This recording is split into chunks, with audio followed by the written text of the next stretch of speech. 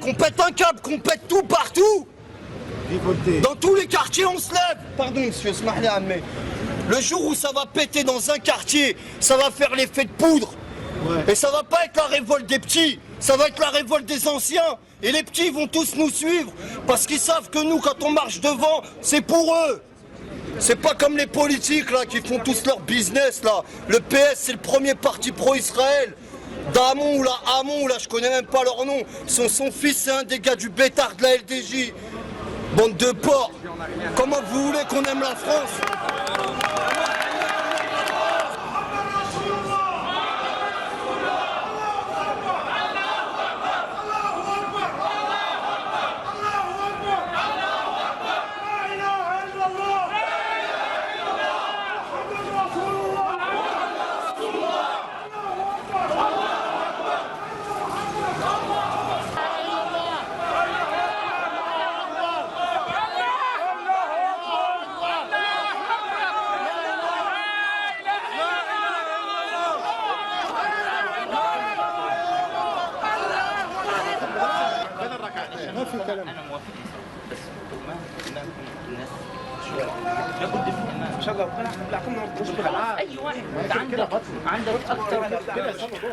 C'est quand même incroyable. Imaginez que des intégristes catholiques devant Saint-Nicolas du Chardonnay disent le 10e que les propos d'une violence incroyable que ce fanatique islamiste a proféré contre la France, menaçant de faire tout péter, tenant des propos antisémites.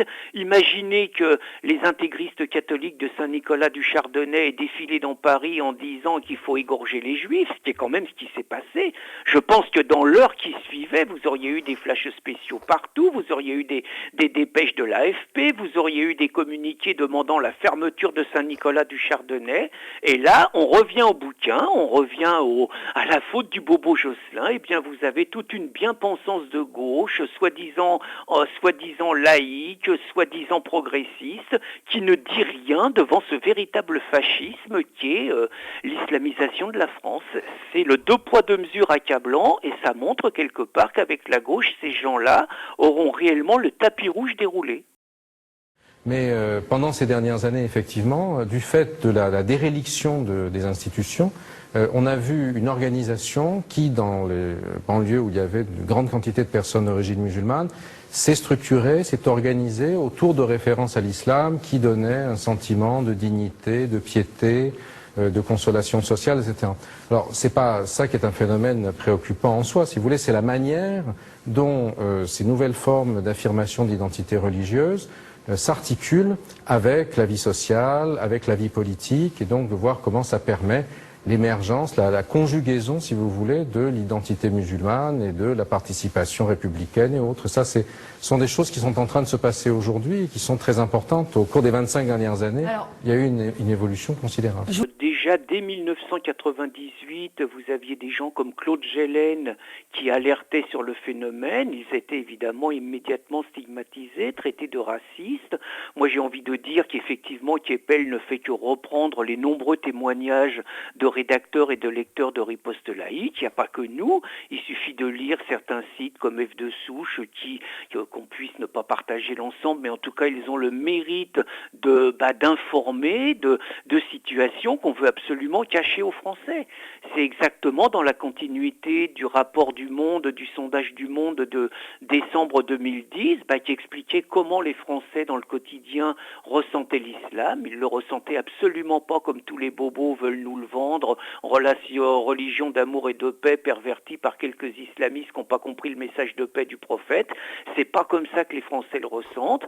Et bien que Keppel, qui a quand même été très souvent un relativiste par rapport à l'islam, que l'Institut Montaigne, qui est quand même, vous avez cité Bébéard, qui est quand même le fer de lance de la discrimination positive, et donc y compris de l'islamisation des entreprises, parce que c'est quand même ce qui est de plus en plus en train de se passer, écoutez, qui finance un rapport avec Keppel et que ce rapport ne fasse que dire ce qu'affirme Riposte laïque, on a envie de dire tant mieux. Maintenant, c'est surtout quelle solution, et surtout, est-ce que le diagnostic qui est fait est le bon? Parce que si le diagnostic, c'est simplement de dire c'est à cause de la République, c'est parce qu'on est méchant, c'est parce qu'on donne pas assez d'argent, c'est parce qu'il n'y a pas assez d'éducation, c'est parce qu'il y a trop d'élèves dans les classes, j'ai envie de dire, on va continuer les mêmes bêtises que ce qui est fait depuis 30 ans. Toutes les générations précédentes n'ont pas bénéficié du 10e de ce qui a été fait dans le cadre de la politique de la ville ces 30 dernières années. Et pour autant, je ne pense pas, en parcourant l'histoire de France depuis 200 ans, qu'il y ait eu de telles discussions, de tels débats, etc. Donc, le problème est sans doute ailleurs. Et il est où, alors qu'il soit ensuite sur la question des ghettos. J'ai entendu un de vos intervenants qui parlait des ghettos. Je voudrais aussi qu'on regarde clairement comment les choses se sont passées. Il y a eu trois phénomènes. Premier phénomène, la gauche, ou certaines villes de gauche, ont voulu avoir un prolétariat de substitution et ont facilité l'arrivée massive sur leur ville de populations immigrées. Monsieur le maire, c'est pas la gauche, c'est le patronat qui voulait ça. Non. Arrêtez. La construction d'un certain nombre de types d'immeubles et les politiques d'attribution qui ont été faites par certaines villes, c'était pour avoir un prolétariat de substitution et donc un électorat de substitution par rapport aux classes populaires qui avaient quitté la gauche. Premier point. Deuxième point, le reproche que je peux faire à certains de mes collègues députés ou sénateurs maires de droite, c'est qu'ils ont pris pour leur ville des dispositions locales très contraignantes vis-à-vis du logement social dont ils ne voulaient pas. Parce que c'était pas leur électorat, c'était pas leur électorat. S'ils pensaient que c'était pas bon pour leur ville d'avoir du logement social, ils auraient pu éventuellement penser que pour la France, une certaine maîtrise des flux migratoires était également nécessaire. C'est-à-dire qu'ils se sont pas sûr que ce soit leur premier souci, monsieur Lemoine. Au niveau national, je dirais, au regard des politiques migratoires, qu'on n'est pas arrivé à gérer. Dès qu'il y a quelque chose qui va pas, je trouve que c'est extraordinaire. Quand ça va pas, ils disent ça va pas parce qu'il y en a pas assez. Par exemple, vous avez sur l'Union européenne, c'est en train de se casser la figure, c'est le moins qu'on puisse dire, au lieu de revenir à dire, écoutez, ça marche pas, faut peut-être que chacun retrouve sa souveraineté, faut peut-être que chacun retrouve son indépendance monétaire, donc la possibilité de jouer sur les marges que permet l'indépendance monétaire, y compris sur des dévaluations, vous avez tous les braves gens notamment socialistes, qui vous disent, ça marche pas parce qu'il n'y a pas assez d'Europe.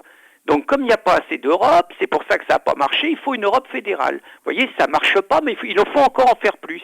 Là, c'est un petit peu pareil, c'est-à-dire plutôt que de revenir en disant, écoutez, ça marchait avant il y avait l'assimilation, avant on racontait aux gens que la France, c'était quand même un modèle, ça avait une histoire, ça avait quand même des références, qu'on avait assimilé des strates et des strates d'immigrés et que ça marchait bien parce qu'on crachait pas sur la France, parce qu'on acceptait le modèle tel qu'il était. Là, on nous dit quelque part, République, accusez, levez-vous, et il y avait encore trop de République. C'est pour ça que ça marche pas. Donc pour que ça marche finalement, acceptons complètement, c'est ce que disent certains sociologues, acceptons et l'Institut Montaigne, acceptons totalement le modèle anglo-saxon, sachons ne pas être colonialiste, que chacun fasse sa vie, que chacun fasse ses lois, que chacun respecte ses coutumes sur le territoire de France, et finalement que ce soit les Français qui aillent vers les autres. C'est effectivement le modèle qu'on veut nous vendre, un espèce de melting pot, un espèce de multiculturalisme, un espèce de scénario d'homme nouveau, où d'ailleurs là-dessus, il y a une immigration de plus en plus forte, et quelque part le message serait que les Français ne seraient plus des Français, mais des espèces de citoyens du monde, dans un espèce de melting pot heureux. Et ça marche pas. On met toujours la focale sur les quartiers populaires. Les quartiers populaires sont en déficit de connaissances, de conscience politique, il faut les éduquer, etc. Et on occulte complètement le reste de la société et ses privilèges. Les privilèges du reste de la société. Et moi j'ai envie de dire, c'est le reste de la société qu'il faut éduquer. C'est le reste de la société à qui il faut dire, par exemple, ne serait-ce que sur la question de l'histoire, c'est le reste de la société occidentale, de ce qu'on appelle, nous, les sous-chiens, puisqu'il faut bien leur donner un nom, les blancs, à qui il faut inculquer l'histoire de l'esclavage.